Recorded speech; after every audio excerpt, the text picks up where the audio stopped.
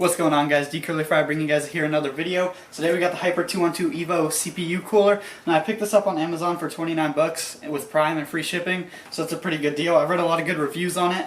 It seems to cool pretty well. My CPU is an Intel i5 4690K, and it was running about 78 degrees maxing out. And that's a little bit high for me. I know it's not that bad, but I just wanted to pick this up to keep the temps cooler and then maybe do a little bit of overclocking with it. So we're going to get right into the unboxing right now.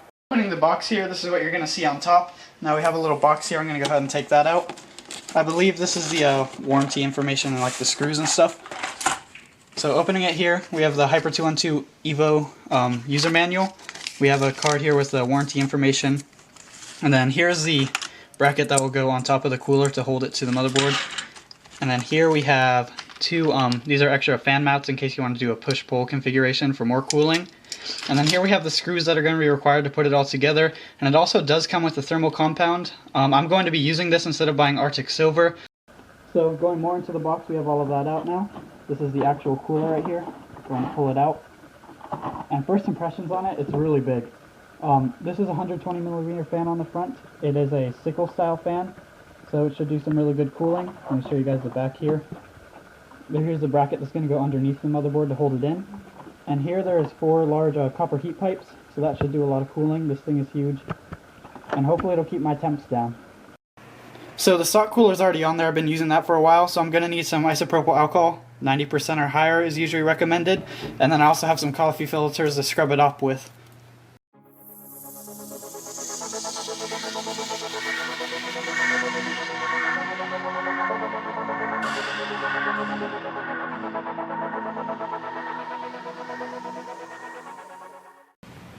I just finished installing the Hyper 212 Evo cooler right now, and this is what it looks like installed in here.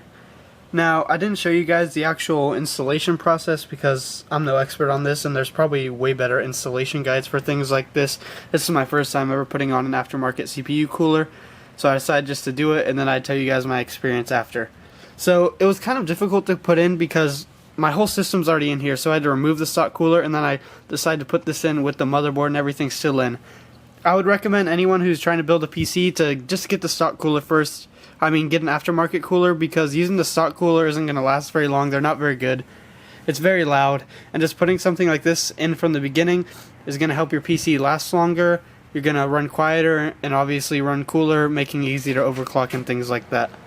What made it so difficult to put in was the small amount of space you have right here and then on the side with the fans there. And it's hard to get down to the screws to screw it into the bracket I installed. But basically all I did, I took the stock cooler off, put some alcohol in a coffee filter and scrubbed it off. And then I just put the bracket on this, put some thermal paste on, a small amount, and then put this whole thing on. So now I have the computer set up to be pushing air in right here. That goes right to this CPU cooler fan right here. Goes over the CPU cooler, and then there's an exhaust fan right here that pulls it straight out the back. In the future I do want to add an intake fan right here to push onto the GPU to get some cooling there. But that's how it is right now, and it's honestly very cool. With the stock cooler I was getting temps around like 44 degrees idle, and now with this I get about 35 degrees Celsius idle, so that's a really big improvement, and I would recommend it to anyone looking to get a CPU cooler. As I said in the beginning, it was only $29, and that's a really great value for the cooling.